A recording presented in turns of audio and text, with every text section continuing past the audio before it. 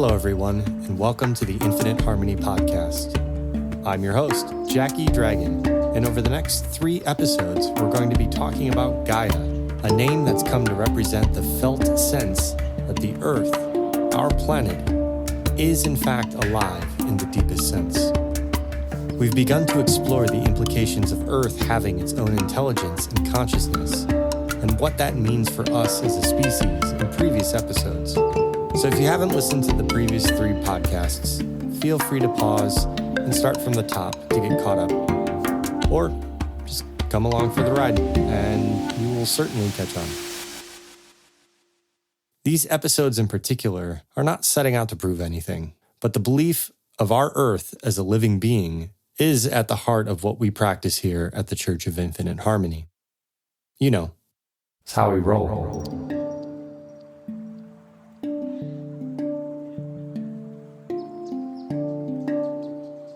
Today, we will consider some possibilities around the biological function of humans within the greater ecology and within the greater universe, as well as looking deeper into all possible manifestations of consciousness and intelligence on our planet. We're going to cover a handful of influential thinkers over the next few episodes, including James Lovelock and Lynn Margulis, who are considered the pioneers of Gaian theory and set out to prove her existence to the scientific community, as well as the work of Harrod Buhner, author of Plant Intelligence and the Imaginal Realm, The Secret Teachings of Plants, and other books. As the previous 2 titles may suggest, Buhner spends a great deal of time arguing that to measure intelligence solely as a human characteristic is to be blind to the vast and powerful display of Gaia's intelligence and the intelligence of many species, especially the plants. In addition to these books, there have been substantial research on the myriad creatures of Gaia and just how many examples of intelligence exist around us. Consider the communication and cooperation of trees through the mycelium networks, complex chemical signaling by way of their volatile organic compounds, and through electrical and vibrational signaling. Suzanne Simard, a professor of forest ecology at the University of British Columbia, has conducted extensive research on mycorrhizal networks and tree communication, and has demonstrated that entire forests can share resources, information through these fungal networks, in a concept she calls the Wood Wide Web. Or consider the work of Monica Gagliano and her book, Thus Spoke the Plant. An ecologist and author, Gagliano has conducted research on plant behavior and cognition, exploring areas such as plant learning, memory, and decision-making. Her work with Mimosa pudica, a sensitive plant that responds to touch, demonstrated that plants can learn and remember experiences. Or consider the work of Frans de Waal, a primatologist who, throughout the course of his study of primates, felt that intelligence is not just a structure of hierarchy relative to human intelligence, but vast in its variations and thus should be considered across a wide spectrum in which our human intelligence is but a fraction of what is possible. Their findings echo Lovelock's Gaian theory, which proposes that all living organisms on Earth, including plants, are integral components of a self-regulating system that maintains the conditions necessary for life. In this intricate tapestry, plants and animals play a central role, weaving their wisdom into the fabric of the planet. Our Earth is, in fact, alive and intelligent.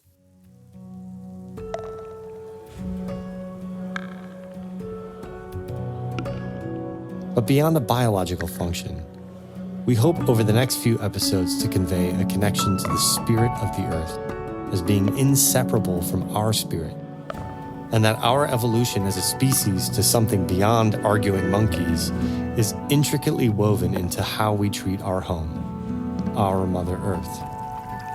I hope to kindle an appreciation for this life we have, and the currently almost incomprehensible odds that we even exist at all. Feel that.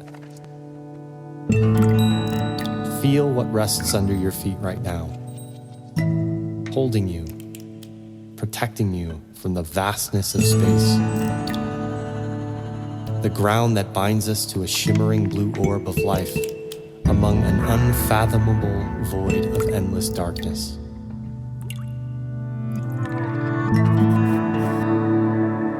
Notice the air moving in and out of your lungs, the very same air that whips across the peaks of Mount Everest or through the gorges of the Grand Canyon.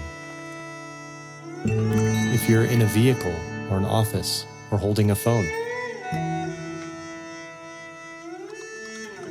all these things come from the primordial essence of the mountains, the awe-inspiring giants that have witnessed the passage of time, unyielding and majestic.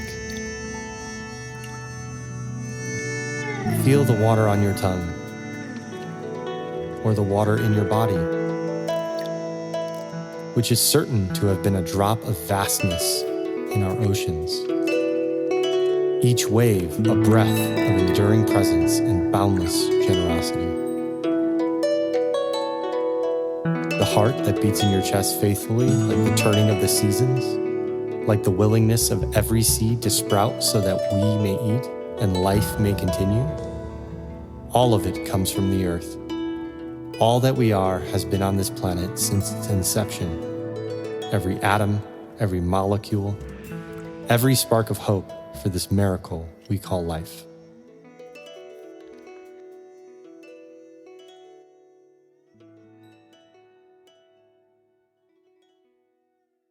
From my vantage point, I don't feel like we're exactly grateful as a species. Pollution, deforestation, species extinction, atmospheric carbon output, overconsumption of just about everything. Why do we feel so privileged? Are we truly just a bumbling reward-based dopamine-seeking species plagued by our own viruses of advertising and economic growth?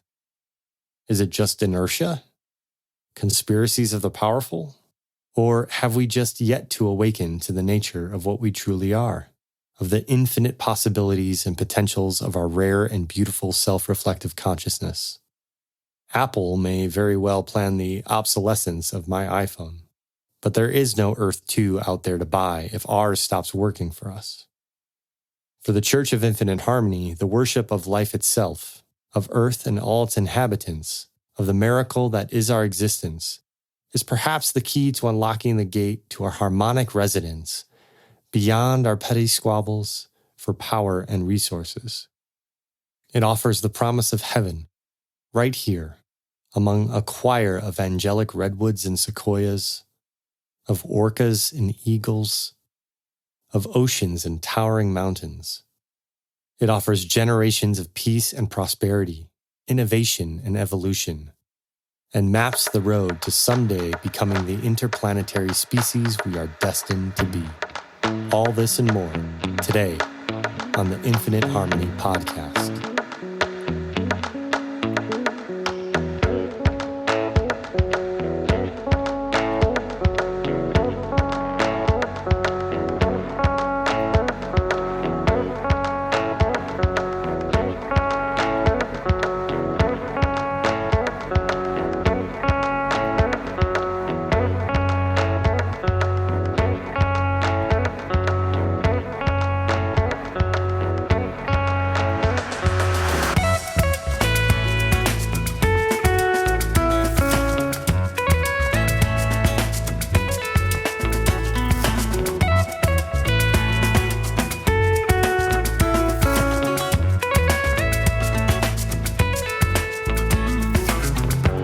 First, take a moment and ask yourself a few questions.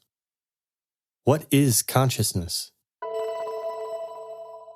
What does it mean to be alive? What is intelligence? What is choice? What is freedom?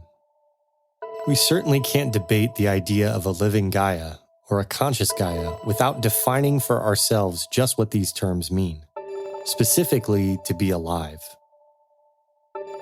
Most would agree that to be biologically alive requires components such as metabolism, growth, adaptation, response to stimuli, reproduction, organization, and homeostasis.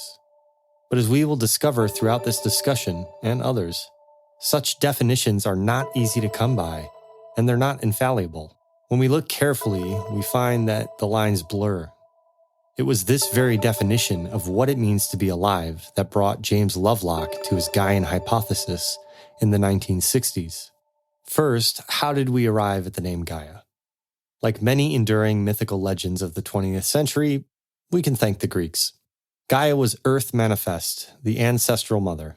Uranus was the ancestral father, the sky, and they gave birth to the first beings, the Titans, who would go on to create the Olympians, or the ruling pantheon of the Greeks. Lovelock chose this name to represent his living Earth at the suggestion of his good friend, author William Golding, author of a handful of books, including one, Lord of the Flies. Personally, and on behalf of the Church, I'm thankful for Lovelock's choice.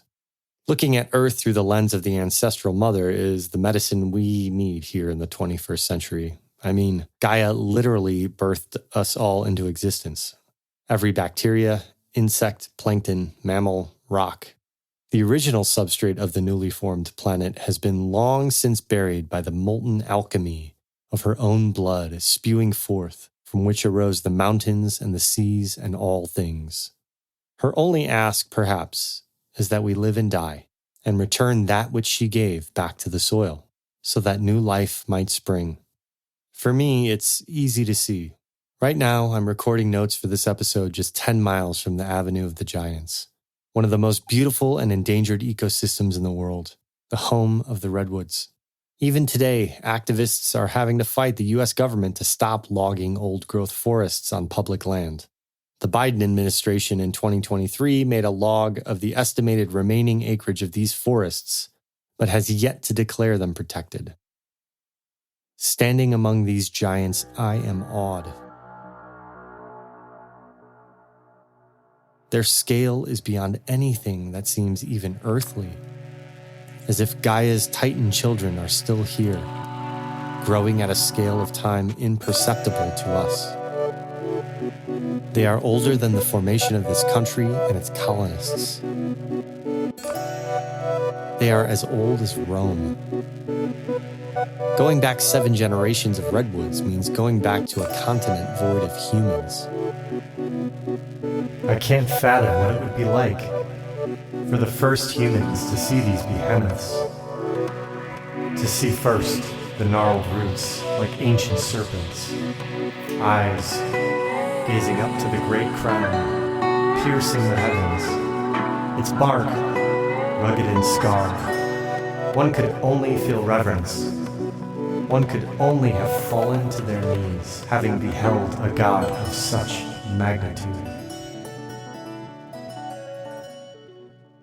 Though it appears that humans very much considered all things to be very much alive for most of our biological history, we've evolved to hold a mechanistic view of the Earth, an Earth that exists to provide resources to us.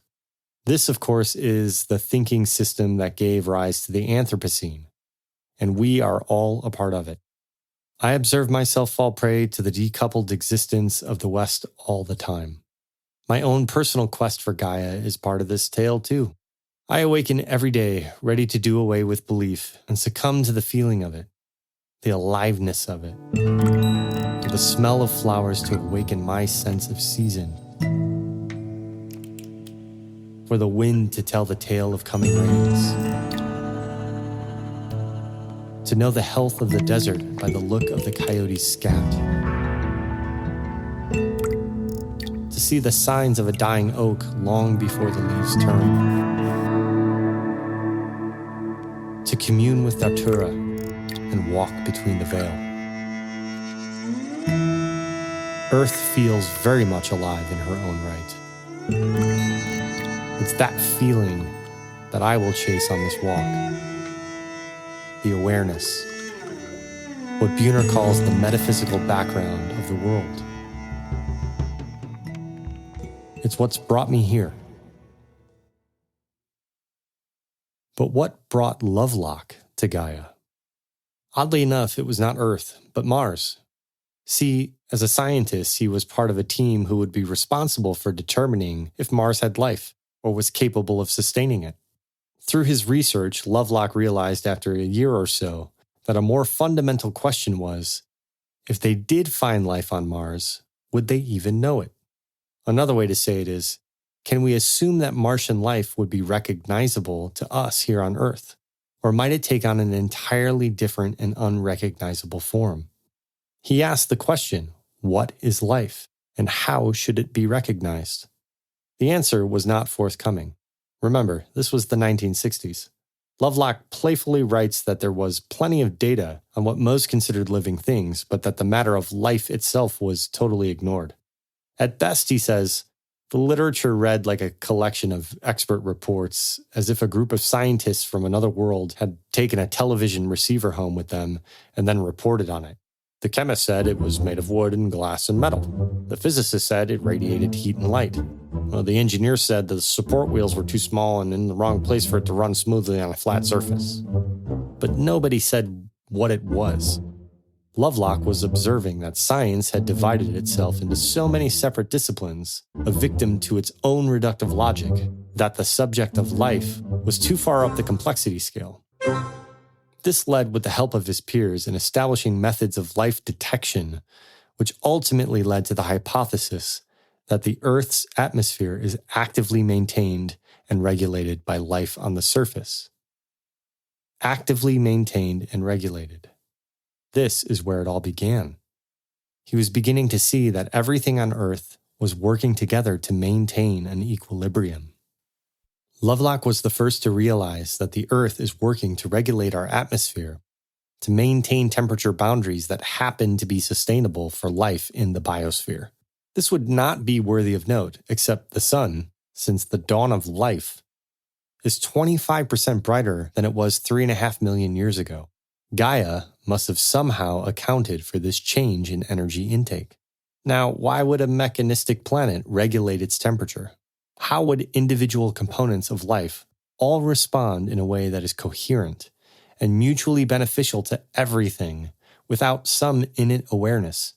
As technology advanced, Lovelock was able to conduct computer-modeled experiments such as Daisyworld and other more sophisticated models to demonstrate a highly cooperative biosphere, participating in various feedback loops to ensure homeostasis.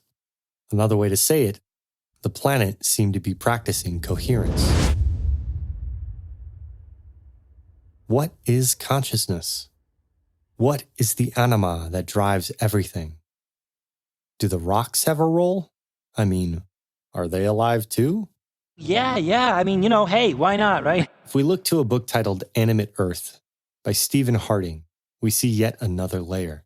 Harding met Lovelock at the inaugural course of Schumacher College in the UK, where he would go on to teach Gaian theory himself. Harding poses some pretty interesting observations about atoms, the first being one we've already discussed in the podcast, the mysterious, attractive, and repulsive forces that seem to guide everything in the universe. At an atomic level, these forces derive almost everything we know about matter and energy. In fact, it's the atom's intrinsic desire for harmony or equilibrium manifest as the search for a balance in positively charged protons and negatively charged electrons, which is how we end up with the periodic table of elements and all the molecules. Yes, the whole universe is a bunch of little atoms trying to get together in relationships that balance them. Nothing lifelike here. I guess you could say I just want to have a meaningful relationship with someone special. Harding goes on to explain some of the inexplicable magics of chemistry that play a part in the regulation of the Earth's temperatures. He tells the story of a particular algae, the coccolithophores, which means the carriers of the little stone berries. These berries are coccoliths, made of calcium carbonate, and are very effective in sequestering carbon. As you've probably heard 100 times via global warming conversations, sequestering carbon is how Gaia primarily regulates her temperature, because carbon in the atmosphere traps heat. The process of all these little algae precipitating the calcium carbonate is miraculous, and it requires cooperation from rain and rock. A drop of water on a piece of granite creates a chemical reaction that liberates calcium, which can and will merge with the carbon to become calcium bicarbonate. This little molecule washes away into the sea and is precipitated by the coccolithophores and other crustaceans, which attributes to the cooling of Gaia. Are you getting curious as to the why behind these deeply complex processes that miraculously result in the characteristics we define as life? Gaia responds to changes in her equilibrium. She seeks homeostasis, the response to stimuli, like the sun increasingly growing in strength. Or how about the why the universe is so driven by attractive forces and the synergies that arise? Remember the emergence talk in episode 2? Here we are again, looking at the same animist nature in atoms. Harding proposes an interesting idea here that I never quite heard. Scientists think of atoms as mostly mechanistic because of their predictability. Atoms will always behave the same when presented with the same chemicals and environmental conditions throughout the entire universe, or so we claim to know. Because of this mechanistic behavior, we assume that atoms could not possibly be alive because they don't seem to be making choices. They don't have the freedom of expression that life seems to demonstrate. And yet, atoms dance across the universe, creating bonds with other atoms, creating elements that express themselves as an incalculable amount of unique specimens of matter, gas, and energy. Again, we ask the question, what does it mean to be alive? Harding suggests that perhaps these atoms, though not free as we know it, are a willing foundation for a more complex structure of life that results in more complex structures of choice and freedom, which inevitably result in self-reflective consciousness. Or, maybe they're just really good at keeping agreements. A hierarchy of freedom resulting in our self-reflecting consciousness.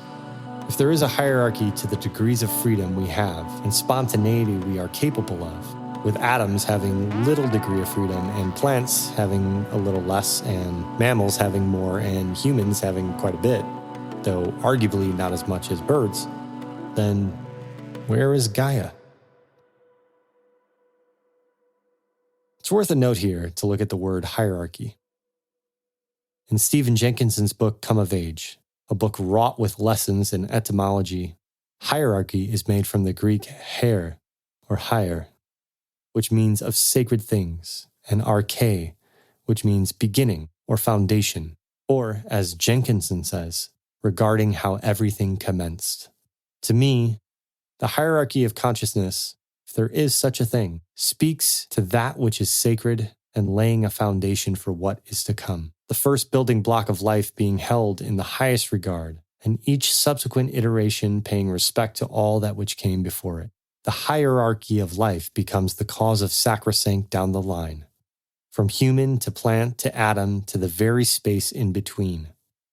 In the beginning was God, and maybe God was nothing but the most basic expression of the stuff of the universe, spiraling with patience and grace towards complexity. And at the end of the road, the self-reflective consciousness of humans finally being able to look backward to the beginning. Creation staring into the eyes of itself.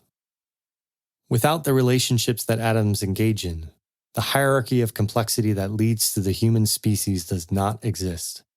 In a sense, we're nothing more than a collection of atoms engaged in relationship. A collection of 10 to the 27th power, to be precise, or a billion,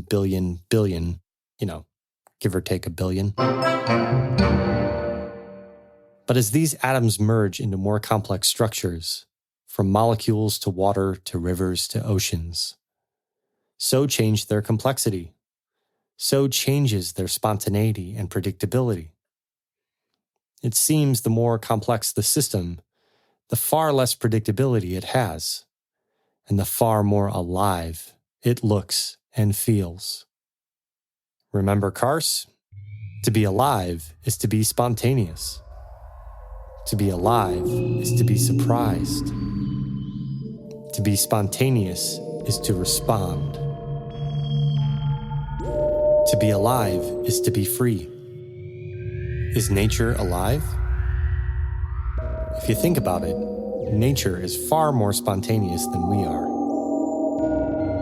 If so, why are we trying to shackle nature, to control it, to extract all we can without giving back?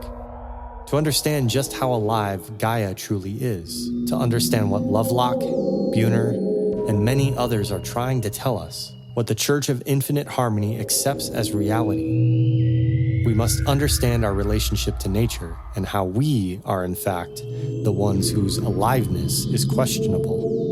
We have to unpack our beliefs and our behaviors, our reductive tendencies. To break into the bones of our minds here at the Church of Infinite Harmony, we turn to James Carse and don the hat of the Infinite Player. Let's take a walk down the mythic highway of the infinite game.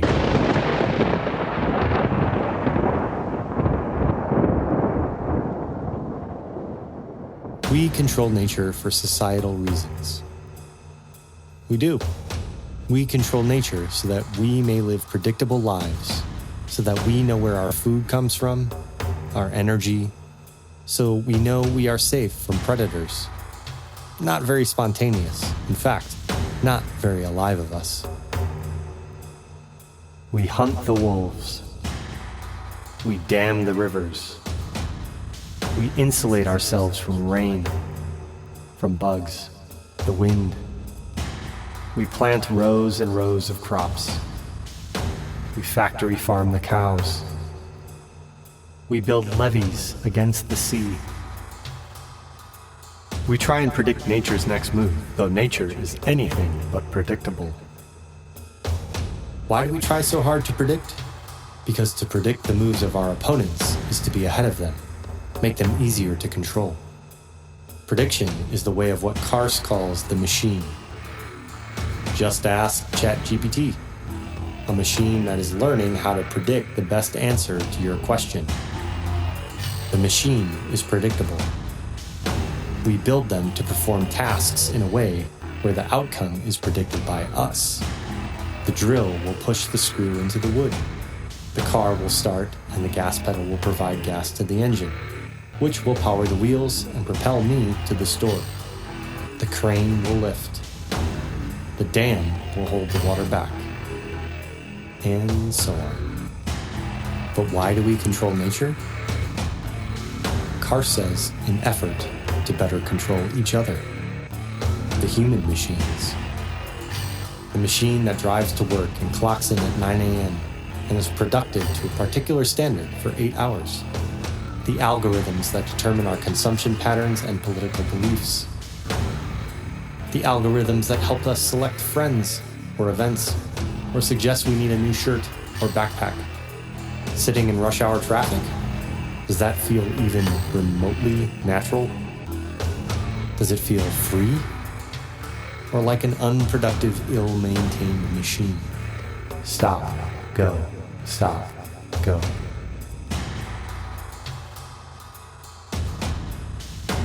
True freedom is the ability to be spontaneous. Nature is not predictive. It is spontaneous. Which brings us to another dichotomy between the finite and the infinite, found in Chapter 6 of Finite and Infinite Games, which is named, We Control Nature for Societal Reasons. It's a look at that which is bound or controlled versus that which is spontaneous and new in every moment. The desire to control nature is just a prelude for our deep desire to control each other, for humans have created the machine, which is not just technology, but the mechanical rationality of technology, which we utilize in our domination of that which is other. The machine's counterpart is the garden, whereas the machine must be designed, constructed, and fueled, whereas the machine is driven by an outside force. The garden has a source of energy that comes from within. The garden is spontaneous. The garden is a place of maximized spontaneity, something that has the ability to adjust and adapt to surprise that is characteristic of nature. The garden is not oriented to produce an outcome, not even the literal gardens we all know, the little plots in our backyards bound by tiny white picket fences. Even these do not end in our harvest, for the harvest is just a phase. Gardens do not, quote, won't die in the winter, but quietly prepare for another season, end quote. Again, the eternal theme of the infinite player, to not be an outcome-oriented human. I mean, how much does that go against so much of our education? Our society trains us to become goal-oriented nearly from day one. First to walk, then talk, then on to kindergarten, where grades are determinant of our progress. Oriented to get A's, so we can have the predictable outcomes of jobs, careers, and houses, with the house itself becoming the epitome of our desire to control nature. To keep the bugs and the pests and the weather out. To make our environment entirely predictable, so that nothing is spontaneous, except maybe what Netflix movie I watch for the night, which even in itself lacks any spontaneity because it was suggested by an algorithm. You get what I'm saying? Society, the machine that disciplines the operator to act like the machine itself, meaning we are not free to co-create the television we watch, but bound within its parameters, bound by the limitations presented. In fact, the more complex the machine, the more bound we are by its limitations. The bounds of our education become the blinders upon which we see the limited scope of what is possible. Throughout human history, we have been dependent on machines to survive. You think this machine's your friend, but it's not. In Buhner's opening chapter of Plant Intelligence and the Imaginal Realm, he shares a story of how his introduction to education is what pushed him towards nature. How in walking the halls of his school he felt cold, utilitarian, dead alienation, and loneliness. Though he was forced to remain in school, he would attend college for a short time and experiment with the freedom of hippie culture and the psychedelics that came with it. It wasn't until a meeting with one of the humans on his list of inspiring humans that he truly wished to learn from, a Swiss-American psychologist, Elisabeth Kluber-Ross, that he truly understood the difference between schooling and education, that set him on a course to learn not from sitting down and studying information so he could pass a test, but how to observe nature and space in a way that the information comes from every particle around him. In a word, Buhner wanted to be spontaneous. He wanted to be free. Carse's most powerful statement in this chapter is this. He says, quote, "Human freedom is not a freedom over nature. It is the freedom to be natural. That is, to answer to the spontaneity of nature with our own spontaneity. Though we are free to be natural, we are not free by nature. We are free by culture, by history. The contradiction in our relation to nature is that the more vigorously we attempt to force its agreement with our own designs, the more subject we are to its indifference, the more vulnerable to its unseeing forces. The more power we exercise over natural processes, the more powerless we become before it. In a matter of months, we can cut down a rainforest that took tens of thousands of years to grow, but we are helpless in repulsing the desert that takes its place. And the desert, of course, is no less natural than the forest." End quote. Humans are quite unique in the sense that, well, we think, therefore we are. As if we are the only spontaneous force on the planet and that everything is within the realm of our control. Modern humans especially live under the pretense that barring any social forces at play, that we are truly free. I beg to differ. Biologically, I believe we are mostly under the same rule of universal law as the atom, with a difference in degrees, but principally in stride. I mean, how free are we to not engage in sex? Really? Or, more accurately, to not want to engage in sex? I would say procreate, but in the last 100 years, we've learned how to separate sex from procreation. And I've met quite a few humans who don't want children. But sex? Very rare is the human who does not engage in sex or sexual activity of some kind. We are driven by forces far greater than us to do so. The same forces that help ensure that we can eat, that we can defend our territory, that we have mating options. I could go on. But the point is that though we seemingly have choice, there are plenty of examples of humans acting out of compulsion in a direct result of biological programming. Never mind the myriad of social programs running constantly that inform or outright control our choice-making. There are mechanistic aspects to our existence, without a doubt. Consider the microbiome. They consist of trillions of microbial cells, from bacteria to fungi, viruses, and more. In many ways, these microbes are as essential to our bodies as any organ. They aid in digestion, they train our immune system, and produce essential vitamins, among other functions. Microbiome study over the last decade suggests that these microorganisms could be pulling the strings when it comes to human behavior and decision-making. The evidence primarily stems from the studies in animal models, particularly rodents, where the manipulations of gut microbiota have been shown to influence behavior, stress responses, and even cognitive function. Certain strains of bacteria produce neurotransmitters like serotonin and dopamine, which play a role in mood regulation. A shift in microbial composition could, theoretically, affect a host's organism's emotional state. Ask Emmer and Mayer. The gastroenterologist and neuroscientist focus on the interactions between the digestive system and the brain. Or John Cryan, a researcher based at University College Cork in Ireland that studies the effects of the gut microbiome on stress response, among other things. His work is seminal in showing that microbes could potentially influence behavior and psychological well-being. Remember, we're all in it together, kid. Our microbial tenants, these unseen passengers within us, remind us that even at our most isolated, we are but waves in an ocean of interconnected life. These microscopic organisms, far from being mere stowaways, are possibly more akin to the celestial bodies that guide our tides.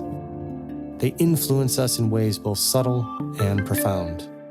We are a constellation of beings within a single corporeal existence, dancing to the tune of biological imperatives and social narratives, intricately choreographed in a vast ballet of cosmic interdependencies.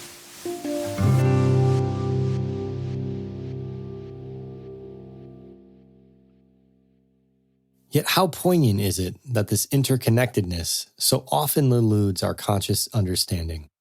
The very notion that humans act as though we are separate from Earth, this scintillating blue orb of matter that's alive in its silence and in its roars.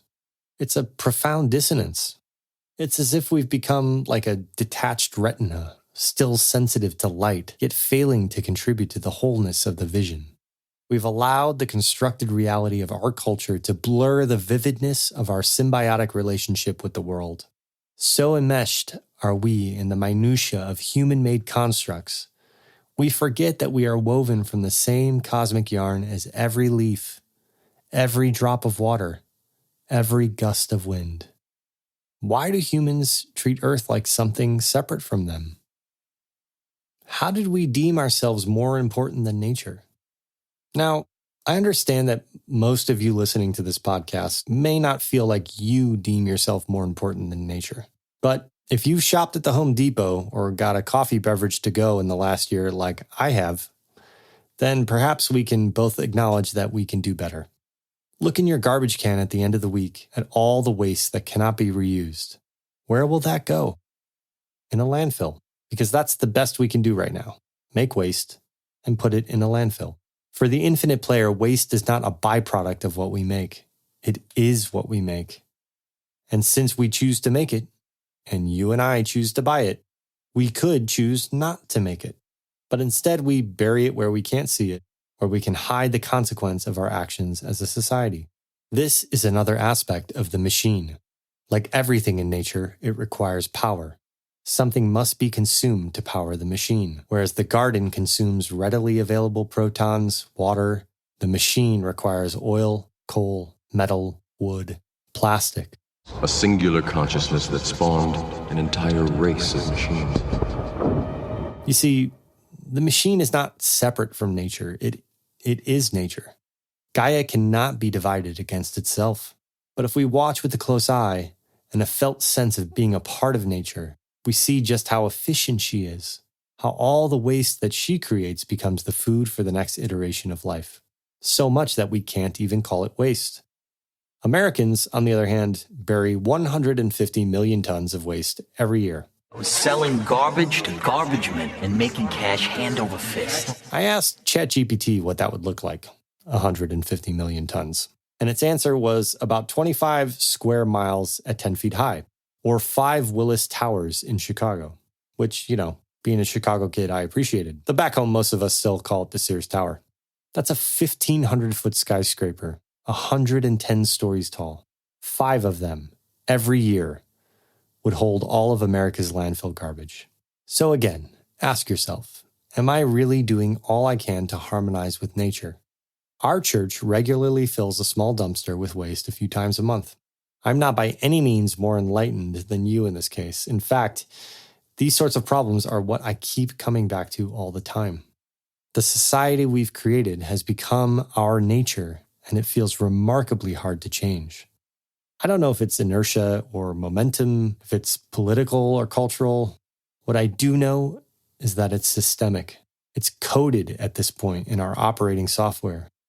We are consumers, but an order of magnitude beyond the homeostasis of consumption that Gaia has produced.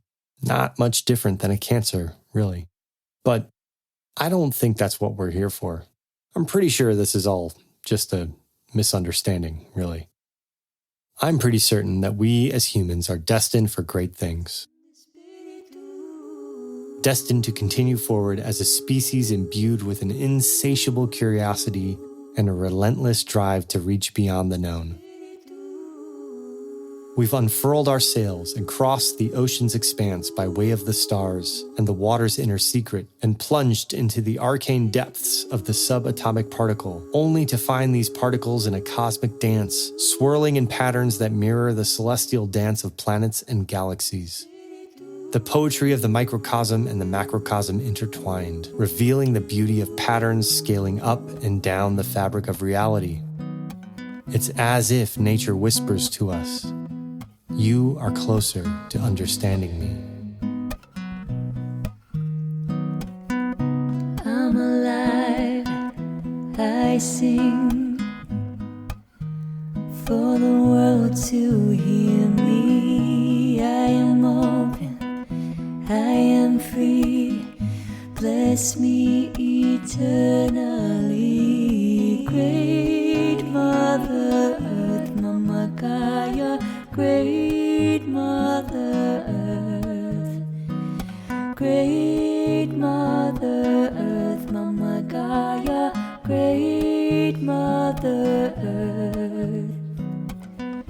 Peace and love is our prayer, freedom is our true nature.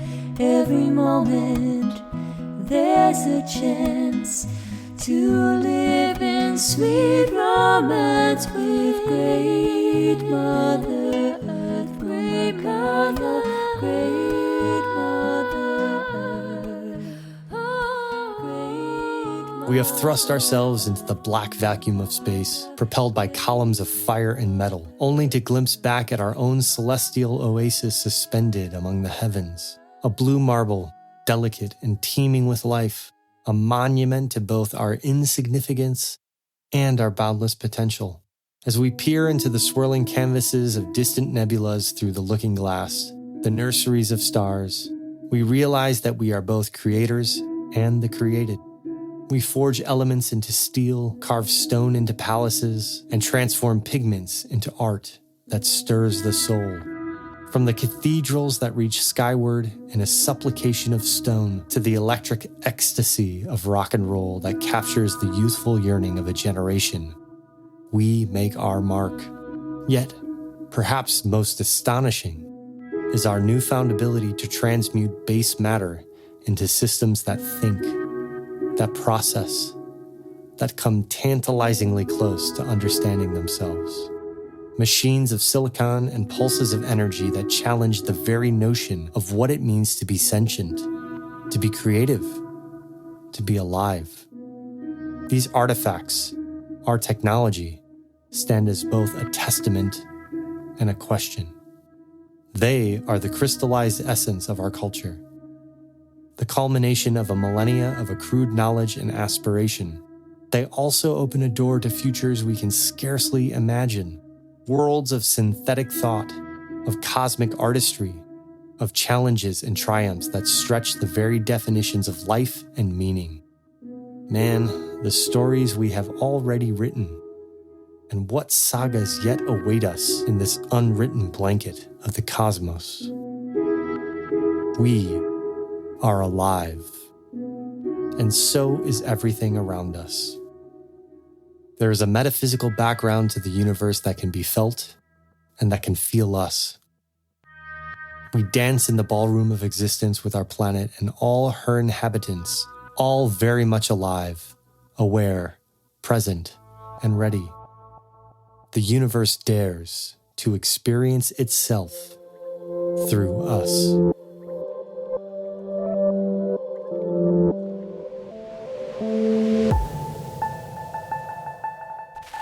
In the next episode, we will follow the golden threads deeper into the metaphysical background of our world. We'll continue our walk into Gaian consciousness by taking a good look at the work of Harrod Buhner and others. Remember that if you're interested in supporting this podcast or our work, you can become a donating member of the Church of Infinite Harmony. You can donate any amount you want, once a month, or as often as you like. Go to our show notes or directly to our website, infiniteharmony.org, to learn more about us and find out how to donate. We are, actually a church, so your donation is appreciated. A special shout out to my friend and musician Coyote for dropping some ambient remixes of his album Return and Release, especially for our podcast. And to my good friend Mattia Kali for her song and prayer to our great Mother Earth. Please check out their music. Links are in the show notes. Remember to join our discussion forum on the website if you have questions or care to discuss these concepts further. I will personally participate when called upon. And I do look forward to discussions. Until next time, peace.